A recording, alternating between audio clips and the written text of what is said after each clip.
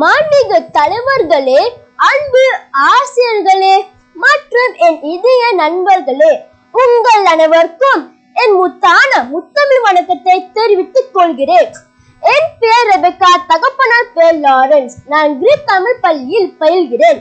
இன்று நான் பேச போகும் தலைப்பானது சமூக ஊடகங்கள் பயன்படுத்துவதால் ஏற்படும் நன்மைகள்.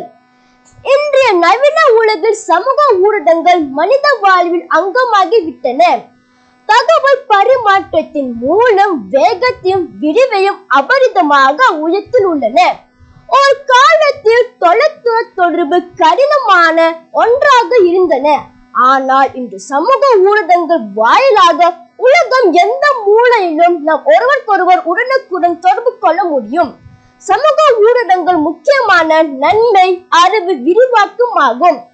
பல்வேறு சார்ந்த தகவல்கள், ஆராய்ச்சிகள், புதுமையான சிந்தனைகள் இவற்றின் மூலம் எளிதாக கிடைக்கின்றன. சமூக விழிப்புணர்வை உருவாக்கத்திலும் சமூக ஊடகங்கள் பெரும் பங்கு வகிக்கின்றன. சுற்றுச்சூழல் பாதுகாப்பு, சமூக நீதி போன்றவற்றின் மூலம் எளிதாக கிடைக்கின்றன.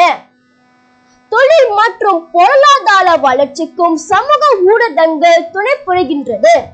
சிறு தொழில் முனைவோர் தங்கள் பொருட்களை உலக முன்னேற்றம் காண முடிகிறது.